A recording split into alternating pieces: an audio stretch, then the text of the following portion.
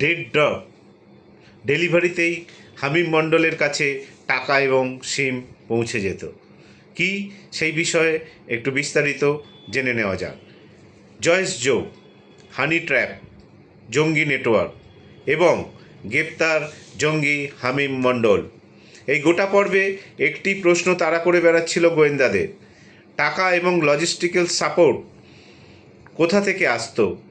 তদন্তে নেমে এক নতুন সমীকরণের ইঙ্গিত পেয়েছেন গোয়েন্দারা। ডেড ড্রপ ডেলিভারি, এই পদ্ধতিতেই হামিমের কাছে পৌঁছে যেত সিম এবং টাকা।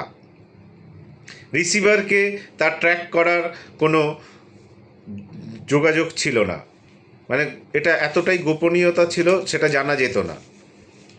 গোপন কথাবার্তা চালানোর জন্য অপ্রচলিত কিন্তু এনক্রিপ্টেড অ্যাপ ব্যবহার করত হামিমরা।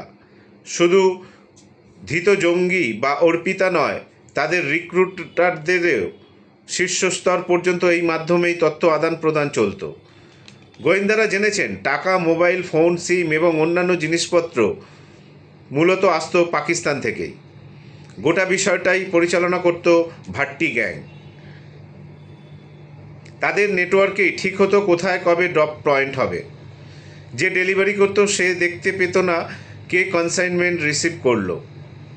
পুলিশের স্ক্যানারে এলেই মাঝেই হারিয়ে যেত তদন্তের গতিপথ। অর্থাৎ ফুল প্রুফ পদ্ধতি। হামিমের কাছে নির্দেশ আসতো অমুক জায়গায় টাকা এসে গিয়েছে, কালেক্ট করে নিতে হবে। সবটাই নগদ, কারণ অ্যাকাউন্ট বা ওয়ালেট মারফত এলে ধরা পড়ে যাওয়ার সম্ভাবনা রয়েছে।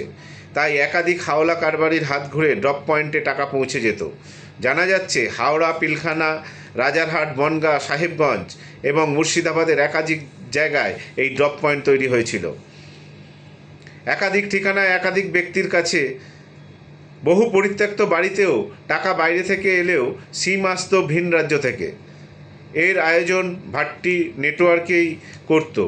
হুন্ডির কোনো কারবারি বা মোবাইল সিমের দোকানদাররা বেশিরভাগ সময় ডেলিভারি করত। মেসেজের নির্দেশ আসার পর তা সংগ্রহ করতে যেত হামিম বা তার কোনো লোক। গোটা অপারেশনটাই চলত স্লিপার সেলের কায়দায়। তদন্তে উঠে এসেছে যেখান থেকে কনসাইনমেন্ট আসতো বা যেখানে ডেলিভারি হতো, প্রত্যেকেই আসলে কোনো না কোনোভাবে পাক গুপ্তচর সংস্থা আইএসআইয়ের সাথে যুক্ত। আর একটি বিষয় স্পষ্ট হচ্ছে গোয়েন্দাদের কাছে, হামিম একা নয়, জাল অনেকটাই ছড়িয়েছে।